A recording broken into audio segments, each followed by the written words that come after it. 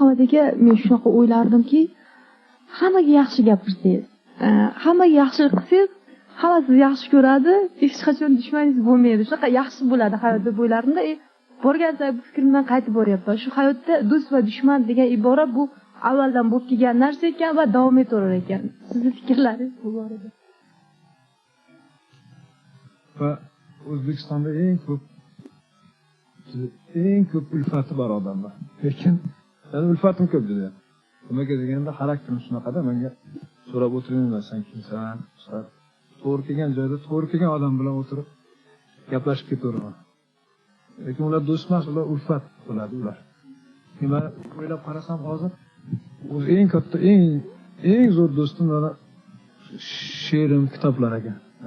Ikkita do'stlarim bor, doimiy suhbatlashib o'tiradi. Bilasizmi?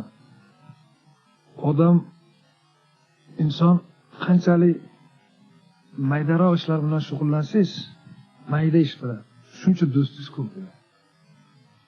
Bilasizmi? Qaysi sohada bo'lmang, sal yuqorilagan saringiz do'stingiz kamayaveradi, ulfat ko'payadi atrofingizda. Ular do'st bo'lmaydi sizga, lekin ajrata olmaysiz. Oyoq tagida o'ralashinglar degan ko'payaveradi-da. Ko'paygan sari haqiqiy do'stingiz qolib ketaveradi. Odamning do'sti bolaligida bo'ladi, haqiqiy do'st. Meni o'zimning fikrim bu shaxsiy. Odamning do'sti o'sha yalang'oyoq yurgan paytlarida bo'ladi. Keyin uni 30-40 ga kirib bir mavqeni egallagandan keyingina bari ulfatlari. Ular ham tovoqlari, ular kechirasizmi hali, ya'ni ham shishalari bilan.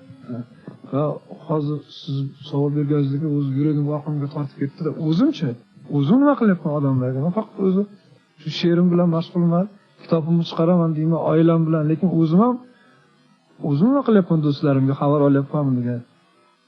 Odam qancha oilasiga ko'p o'ralashsa, odam qancha o'zining ishiga ko'p o'ralashsa,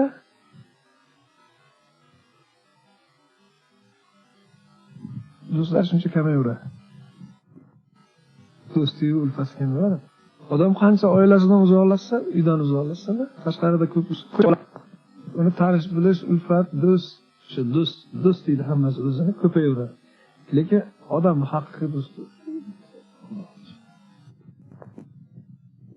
gadoni dushmani gado bo'ladi degan bir bor. Dushmanlar haqida ham ozgina. Qanaqa tillarda pand berishadi ular, qanaqa ko'rinishlarda namoyon bo'lishadi, mushtaqa. Bir mard dushmani bor odam ham baxtli odamda. Dushmaning bo'lsa, mard bo'lsa-da, kechada senga shuni noto'g'ri qilding, og'ayni deb. Sen qon yig'latsada, kechsada, lekin o'zing ham tan bersang. Bizda yozib shoirlarda dushman ham bir odamga o'xshagan bo'lmaydi-da, dushmaningiz ham, bilasizmi? Hayotdagi bir 13-qo'l bilan sizga zarar yetkazadi, bilmaysiz ham kim tegadi.